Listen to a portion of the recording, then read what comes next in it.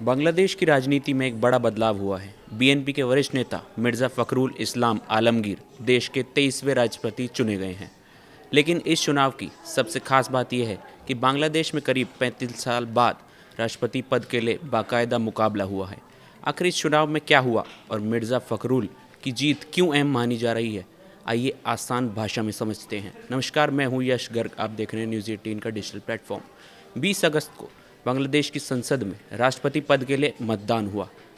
सत्ताधारी Bangladesh national party यानी BNP की तरफ से 78 वर्षीय मिर्ज़ा फ़खरुल इस्लाम आलमगीर मैदान में थे। उनके सामने विपक्षी गठबंधन के उम्मीदवार और लिबरल डेमोक्रेटिक पार्टी के अध्यक्ष कर्नल रिटायर्ड ओली अहमद थे। आधिकारिक नतीजों के मुताबिक मिर्ज़ा फ़खरुल को 255 वोट मिले, जबकि ओली अहमद को 88 वोट मिले, यानी फ़खरुल ने बड़े अंतर से जीत दर्ज की।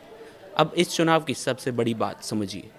बांग्लादेश में राष्ट्रपति का चुनाव आमतौर पर बिना किसी बड़े मुकाबले के होता रहा है, लेकिन इस बार 1991 के बाद पहली बार संसद के भीतर राष्ट्रपति पद के लिए दो उम्मीदवार आमने सामने थे और संसद में बाकायदा मतदान किया।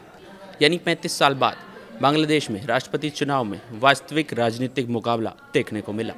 मिर्ज़ा फ़खरुल इस्लाम आलमगीर बांग्लादेश की राजनीति के बेहद अनुभव नेता हैं। वह लंबे समय तक बीएनपी के महासचिव रहे हैं और पार्टी के मुश्किल दौर में संगठन को संभालने में उनकी अहम भूमिका रही है। उन्हें प्रधानमंत्री और बीएनपी प्रमुख तारिक रहमान का करीबी और भरोसेमंद नेता माना जाता है। यही वजह है कि उनका राष्ट्रपति बनना बीएनपी सरकार के लिए राजनीतिक रूप से काफ़ी महत्वपूर्ण माना जा रहा है। हालांकि बांग्लादेश में राष्ट्रपति का पद मुख्य रूप से संवैधानिक और औपचारिक है, लेकिन राष्ट्रपति देश के हेड ऑफ स्टेट होने के साथ साथ सशस्त्र बलों के कमांडर इन चीफ भी होते हैं। इसलिए राजनीतिक और संवैधानिक परिस्थितियों में इस पद की भूमिका महत्वपूर्ण हो सकती है।